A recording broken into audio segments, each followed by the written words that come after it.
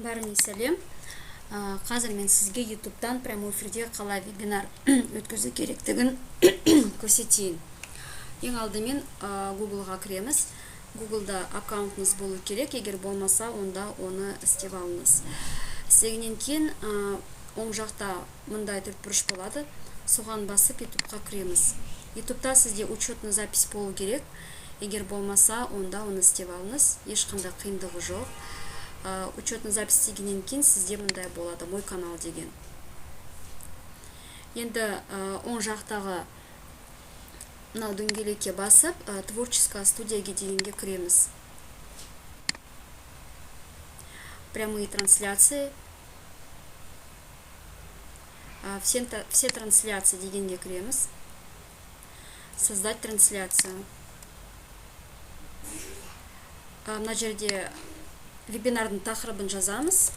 Мысалға 6 деп жазып қоямын. Сосын вебинардың күні мен сағатын жазамыз. Бүгін мысалы 23:12, 23:30 деп қояйық. Мына жерге описание. Мына жерден ешіне өзгертпейсіз. Мында бар открытый доступ бар, доступ по ссылке бар. Мында тип трансляция быстро деген тұрады, оны өзгертпейсіз, сол қалпында болады. Енді создать мероприятие дегенге басамыз. Міне, мына жерден шықты. Енді басқа вкладкаға ашып көрейік.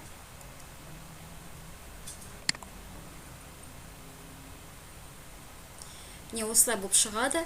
Мына жерде қанша минут қалды, қанша сағат қалды, күні қашан болады, солар жазылып тұрады. Осы жерден мына жерге басып ссылканы аламыз, копировать деп, сосын WhatsApp-тағы чаттарға жібереміз.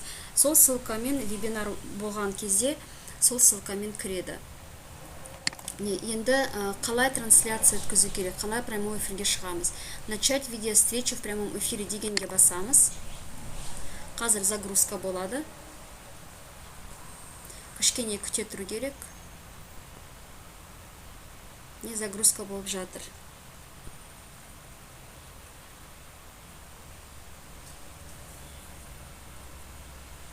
Менде видеокамера істемей тұр.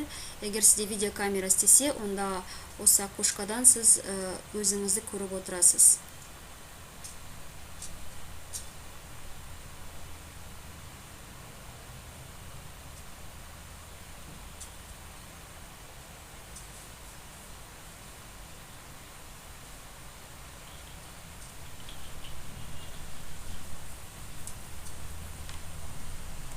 Начать трансляцию деген шықты, осыған басамыз. Окей басамыз, прямой эфир басталды. Енді вебинарға кірген адамдар сізді көріп, тыңдап отырады, ести алады. Біз вебинарды слайд бойынша өткіземіз, көбінесе. Енді слайдты қалай шығарамыз экранға. Мынау оң жақтағы значоктар болады. Показать экран дегенімізді басамыз. Поделиться деп таңдаймыз. Сол кезде сіздің экраныңыз шығады. Экранда осылай слайдтарды дайындап қоямыз, ашып қойып. Сосын показ слайдов с текущего слайда дегенге басып, осындай слайдтар шығады. Енді вебинарға кірген кісілер осы слайдтарды көріп отырады.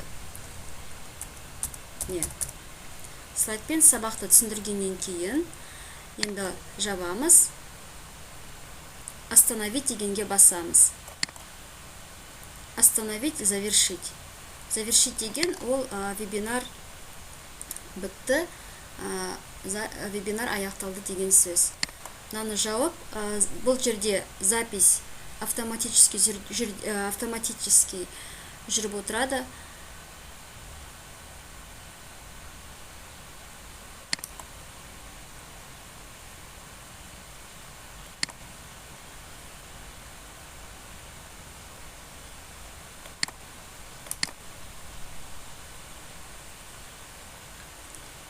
Мой канал.